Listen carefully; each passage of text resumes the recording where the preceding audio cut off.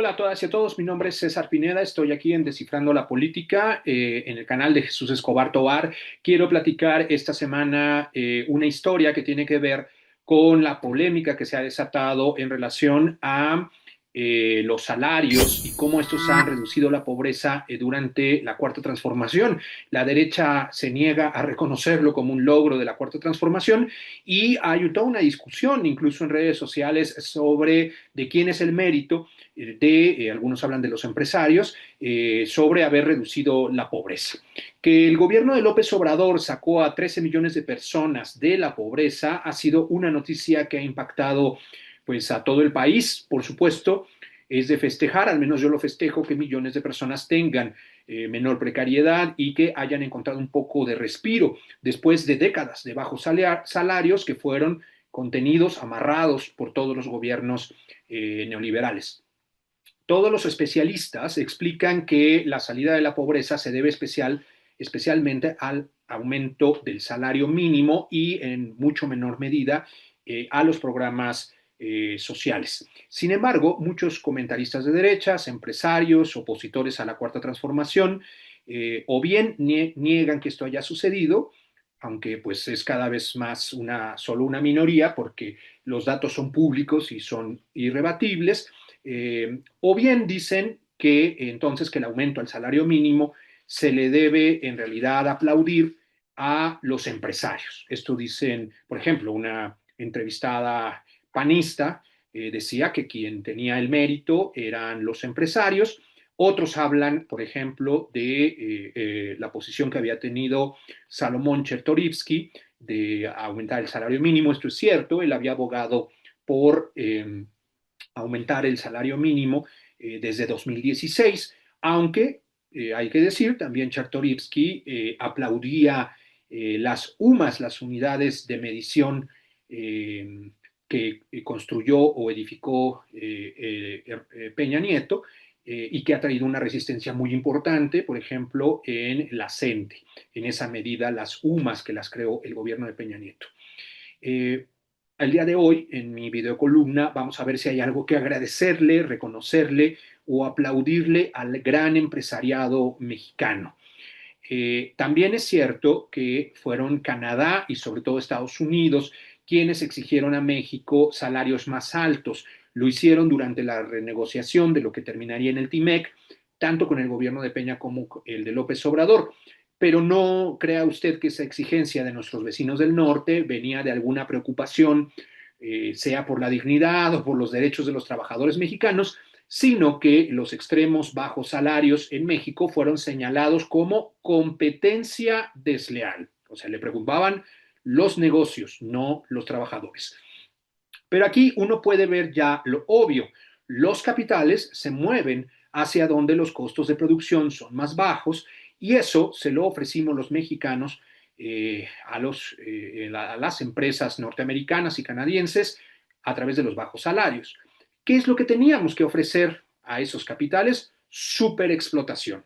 Es decir, antes competíamos con China en ver quién ofrecía salarios más reducidos para beneplácito de quienes querían hacer negocios contratando mano de obra en lo que claramente podemos decir eran salarios de hambre. Esto produjo que muchas empresas canadienses y estadounidenses se mudaran a México y a otros lugares del mundo, desindustrializando ciertos sectores de sus economías y produciendo desempleo o incluso la quiebra de varias ciudades que antes eran ciudades industriales. Trump quiere revertir eso y lo intentó hacer desde su primer mandato. Y es que los salarios de México antes de la Cuarta Transformación, vea usted, le voy a presentar en la gráfica 1, que es del Banco Mundial, que es esta gráfica 1 que le presento, usted puede ver que los salarios mexicanos eran los más bajitos del grupo de países que integran la OCDE. La OCDE es la Organización para la Cooperación para el Desarrollo Económico. Esta gráfica que ustedes pueden ver es de 2015, o sea, a mitad del sexenio de Peña Nieto. No estoy exagerando, sino que está medido por una organización que no puede considerarse pues nada de izquierda, precisamente que teníamos los salarios más bajos. Ahora, vea usted en esta segunda gráfica, la gráfica 2, cómo los aumentos, no solo los salarios eran muy bajos, pero también los aumentos anuales eran los más bajos de varias partes del planeta. Usted puede ver esta lista más amplia en la gráfica 2 y podemos decir entonces que México era una anomalía, porque no solo teníamos salarios bajos, sino de los más bajos entre las economías en desarrollo. Ahora, si vemos la gráfica 3, que fue elaborada por el Frente Auténtico del Trabajo, y la gráfica 4, que fue desarrollada por la experta, la doctora Rosalvina Garavito, podemos ver que esos salarios llevaban más de 3 décadas siendo salarios de hambre. Usted ve ahí la temporalidad en la gráfica 3, eh, donde claramente se ve cómo el salario en todos los sexenios neoliberales son precisamente los salarios bajos que defendieron los gobiernos de Salinas de Gortari y hasta Peña Nieto, porque según ellos nos hacían competitivos. Nuestra manera de competir en el mundo era vender mano de obra barata.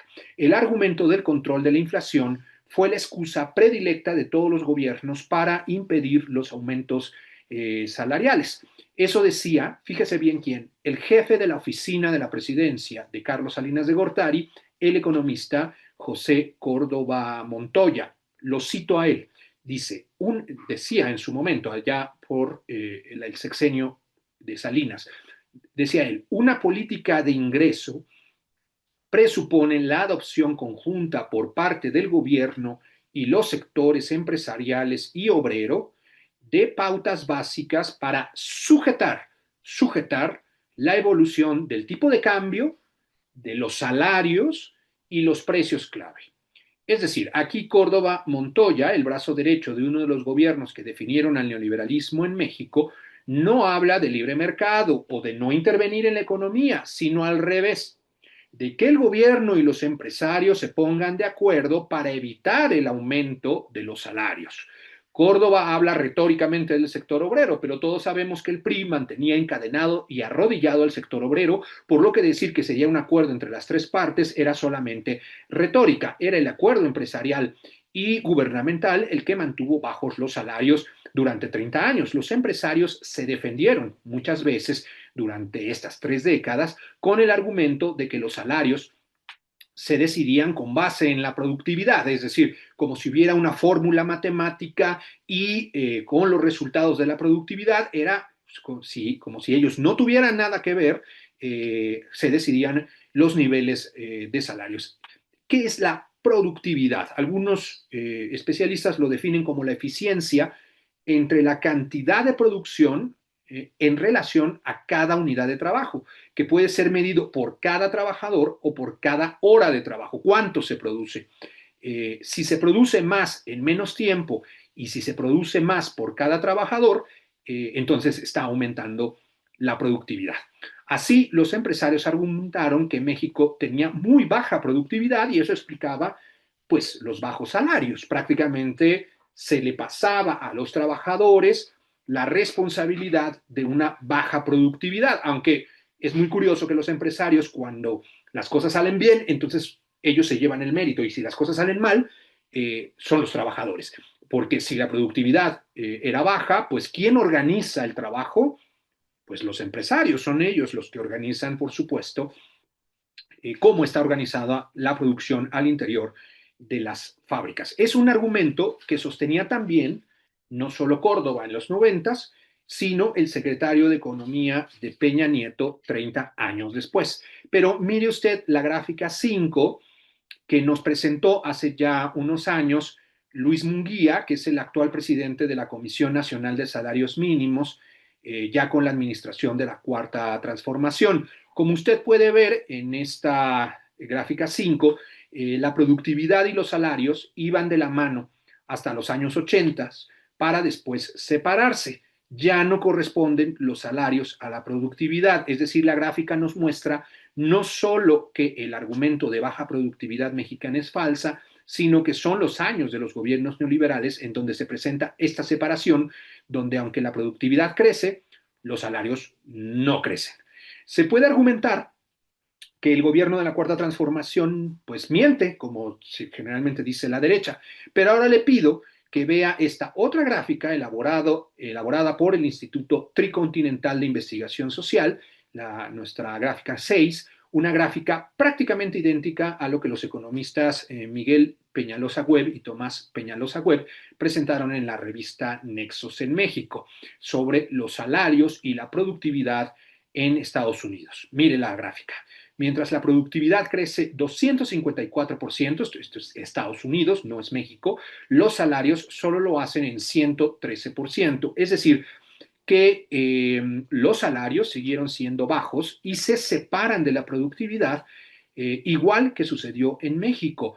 También sucedió en Estados Unidos, la economía más poderosa del planeta, y con eso podemos afirmar que también sucedió en el resto del mundo.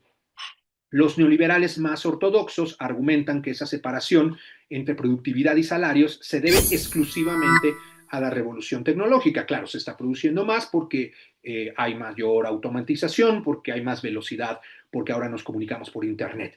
Sin embargo, quiero ahora mostrarle otra gráfica, la número 7, elaborada por la investigadora Beverly Silver, que ella es socióloga y economista y profesora en la prestigiada Universidad Johns Hopkins en Baltimore, en Estados Unidos. Lo que nos presenta la investigadora Silver es un texto que yo siempre trabajo con mis estudiantes, que es el de la conflictividad obrera, es decir, las huelgas. Vea usted la gráfica, están medidas a través de la estadística en el tiempo. Usted puede ver un larguísimo periodo de estudio de una investigación que es impresionante, que va de 1870 a 1996 y que significa el conteo de todas las huelgas realizadas a través de los medios de comunicación, la revisión periodística, la revisión de un periódico, hacer ese conteo. Podemos observar cómo en el último tercio del siglo XIX, vea usted esta sección, la lucha obrera comienza a elevarse y llegar a un momento cúspide antes de la Primera Guerra Mundial.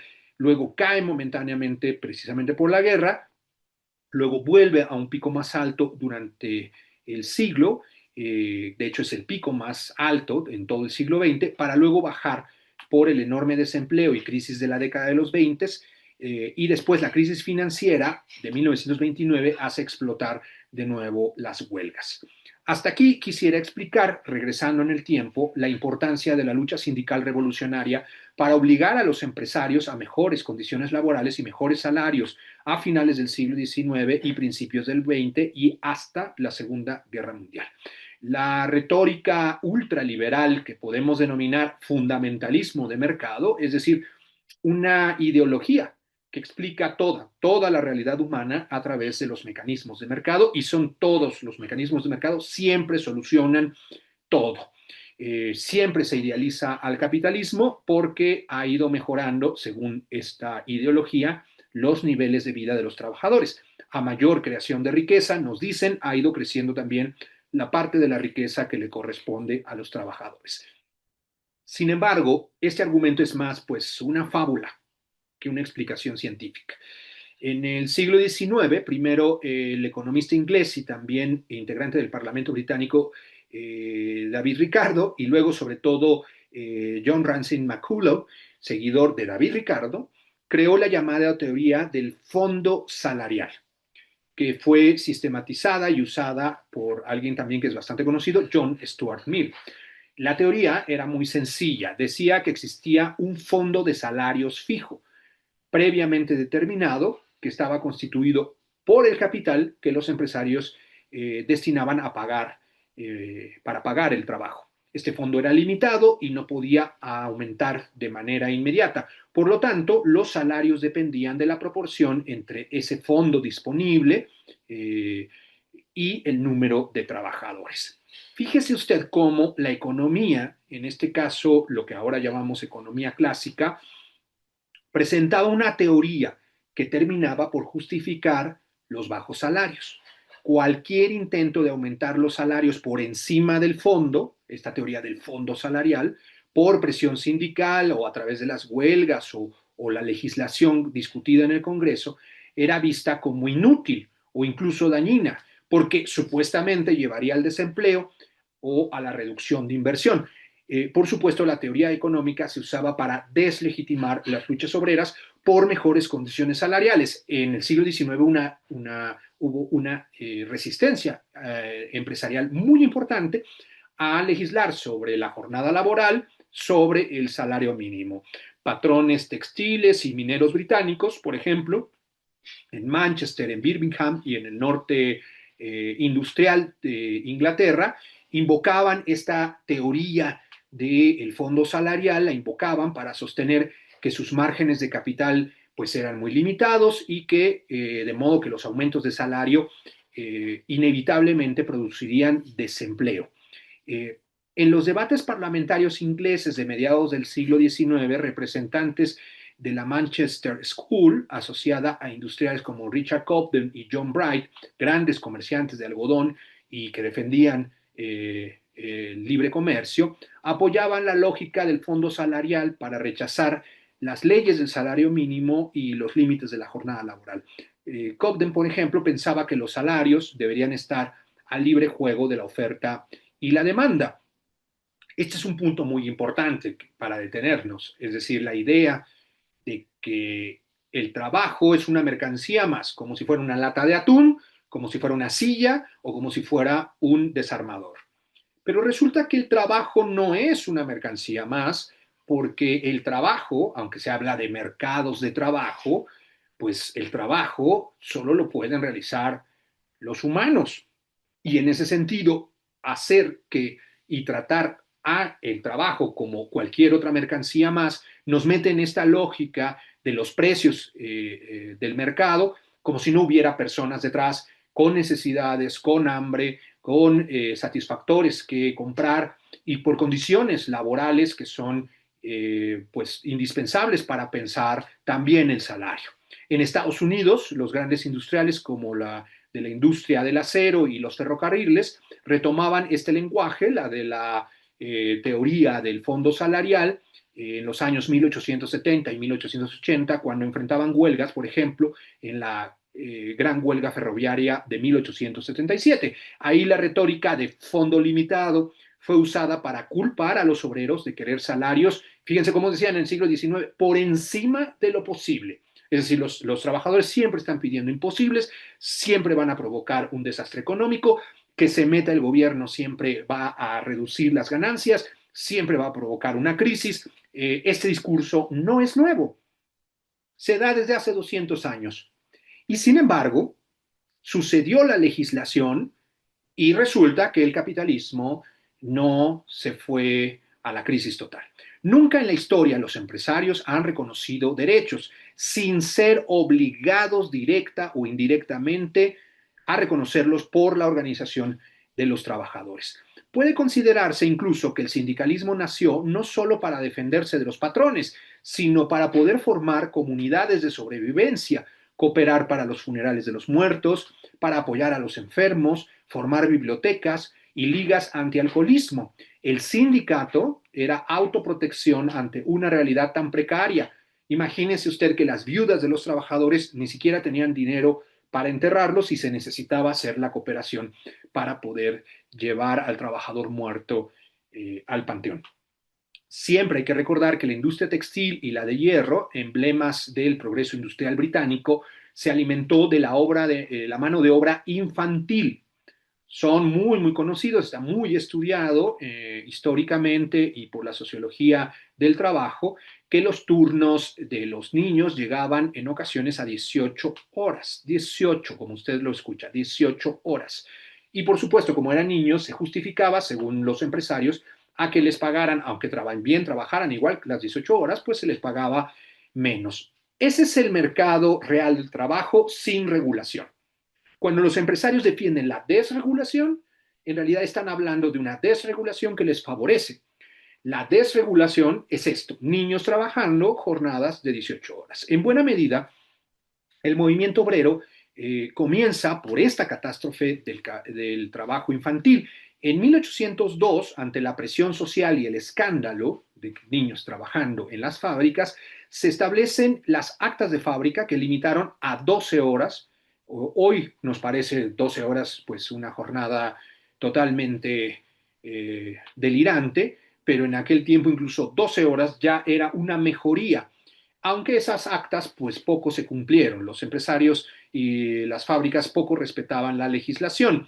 Las fábricas tuvieron que ser obligadas a que cumplieran la jornada de 12 horas. Los obreros se organizaron formando comités para reducir la jornada infantil que lucharon por leyes de protección. Hasta 1831 y 1833 se fija la jornada de 10 horas, pero solo para mujeres y niños. Los hombres tenían que seguir con jornadas de 12 o más horas. Es el movimiento obrero quien le impone los límites de la jornada del tiempo y los límites de la jornada laboral al capital. En 1842, en el epicentro inglés del capitalismo, emergió la mayor revuelta de la clase obrera británica en el siglo XIX, convirtiéndose en una huelga general. Medio millón de obreros salieron a la calle.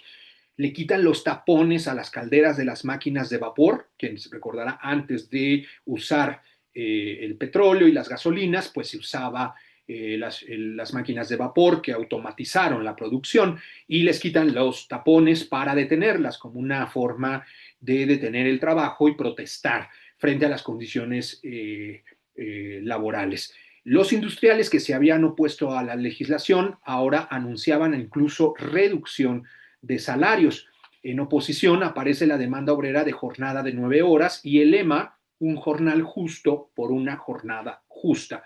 El movimiento de trabajadores surge como indignación ante la explotación. Hay que decir que en estos primeros años donde los trabajadores le quitan el tapón, nos cuenta Andreas Malm en uno de los libros más recientes, más influyentes en relación a la vinculación del capitalismo con la energía fósil, nos narra que el castigo a los trabajadores que quitaran los tapones de las máquinas de vapor era pues la ejecución.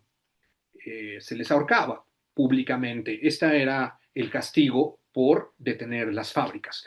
Los aumentos en los salarios fueron fruto de la lucha de los trabajadores, no de las concesiones empresariales que se opusieron durante todo el siglo XIX. John Stuart Mill, que yo había dicho antes que usaba esta teoría del fondo salarial, que no creía pues en el crecimiento de los sueldos, sin embargo luego dijo de esa misma teoría, dijo, lo estoy citando a él, la doctrina enseñada hasta ahora por la mayoría de los economistas, incluido yo mismo, dice John Stuart Mill, que negaba la posibilidad que las negociaciones colectivas puedan aumentar los salarios, ha perdido su fundamento científico y debe ser rechazada. Es decir, lo que se había presentado como una ley económica, como una ley que nadie podía violar, así era la economía, era natural, pues quedó destruida totalmente por la lucha de los trabajadores. Más tarde, es el empresario Ford, el de la industria automotriz, de los coches Ford, quien propone un aumento salarial para lograr elevar la producción. En 1914, ya en el siglo XX, la lucha de los trabajadores se había vuelto cada vez más radical, como vimos en nuestra gráfica, y cada vez más revolucionaria. Hay que recordar que se acercaba la Revolución Rusa, había movimientos y sindicatos por toda Europa.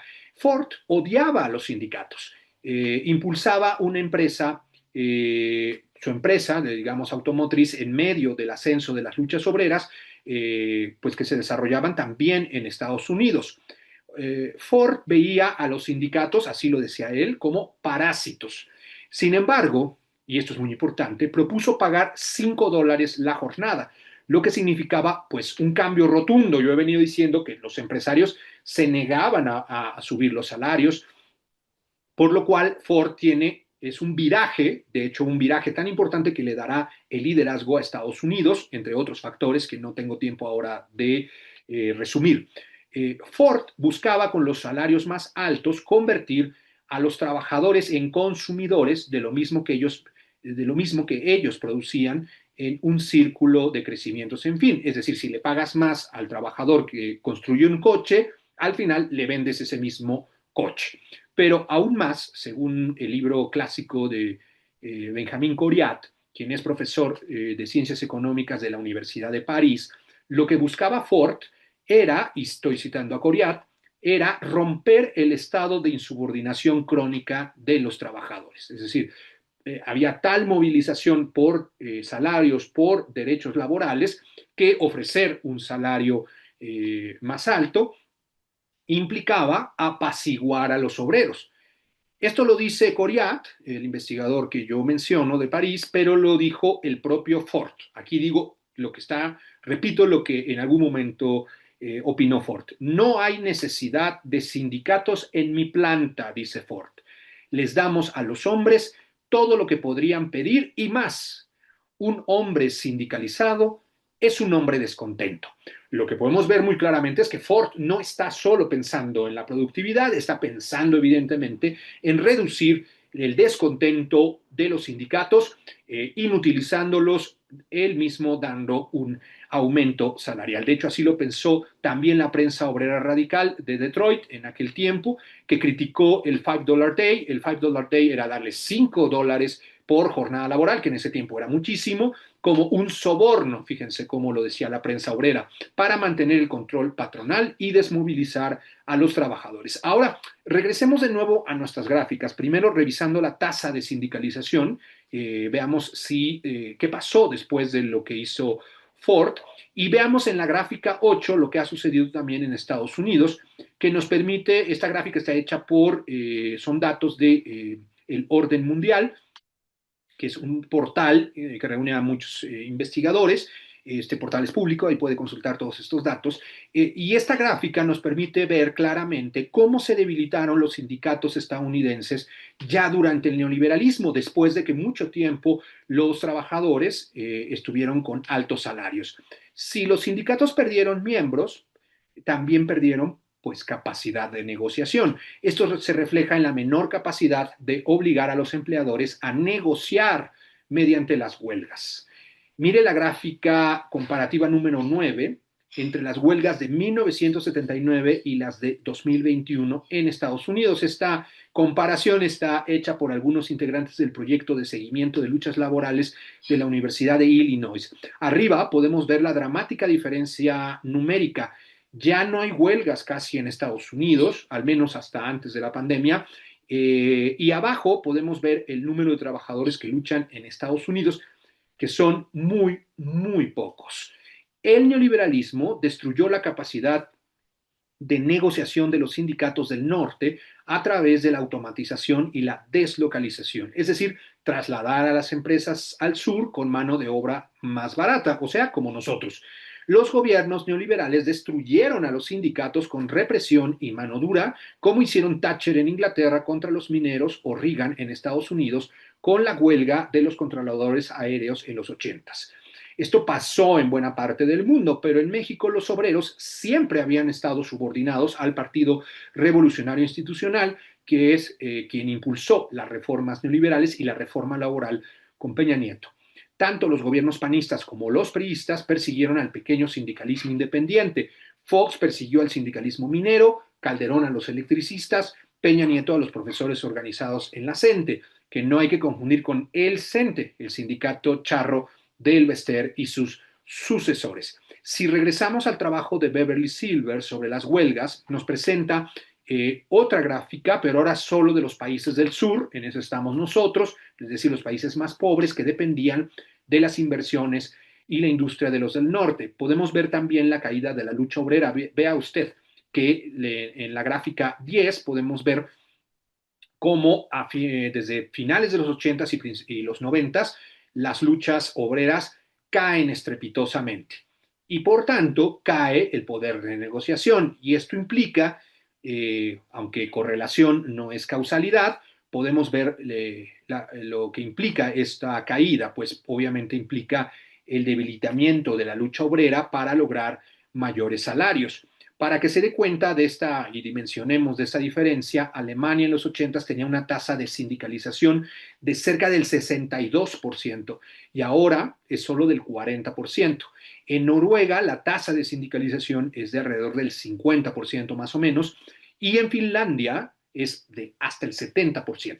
Todos son países menciono estos porque tienen un alto nivel de bienestar de los trabajadores, Se cuestiona entonces que el poder sindical provoque solo desempleo, solo crisis o que empobrezca a los trabajadores. En esos lugares hay una alta tasa de sindicalización y aún así tienen beneficios muy importantes y derechos laborales que aún se siguen respetando, con sindicatos que aunque debilitados, pues mantienen una negociación colectiva con las empresas y con el Estado.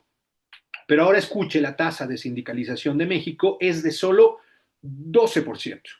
Solo 1.2 de cada 10 trabajadores está afiliado a un sindicato, pero si consideramos que el priismo afilió a millones a sindicatos charros, a sindicatos blancos, que aún hoy siguen sin verdaderamente representar los intereses de los trabajadores, como el CENTE, podríamos afirmar que menos de la mitad de ese 12% tiene un sindicato autónomo. Esto pareciera explicarlo todo.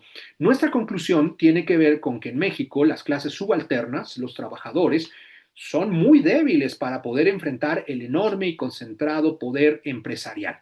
A diferencia no solo de países como los que ya mencioné, sino como otros en América Latina. Las clases trabajadoras, a pesar de que en México ha habido varias luchas heroicas, quedaron pues totalmente indefensas en el neoliberalismo. Sin organización propia, no pudieron expresar su repudio ni frenar la superexplotación impuesta por ese acuerdo entre empresarios y gobierno que ya anunciaba José Córdoba Montoya, el funcionario salinista, hace 30 años. Es por eso que solo hasta que las clases trabajadoras usaron a Morena como repudio de los gobiernos anteriores, los empresarios se vieron obligados, también por la presión de Estados Unidos, a negociar el aumento salarial. El aumento al salario mínimo es fruto entonces, por supuesto, de la voluntad y política de los gobiernos de la Cuarta Transformación que rompieron el candado a los aumentos que habían puesto todos los gobiernos neoliberales. El aumento al salario mínimo es una política que redujo la pobreza y esa política es fruto, sin discusión, del gobierno de López Obrador. Sin embargo, detrás de López Obrador está el voto de las clases trabajadoras, que sin sindicatos, sin organización propia, vieron en el voto la única manera de defenderse.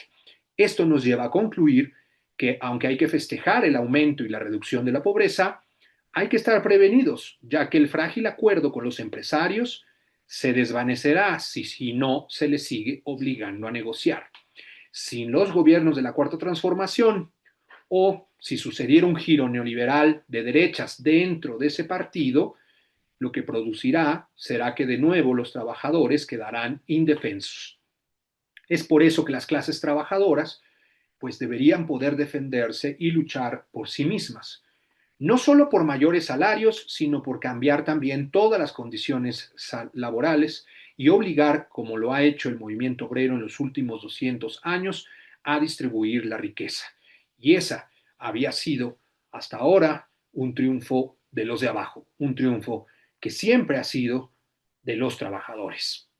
Muchas gracias por escucharme. Yo soy César Pineda, @César Pinedar es la forma de encontrarme en redes sociales y nos vemos la próxima semana aquí en Descifrando la Política.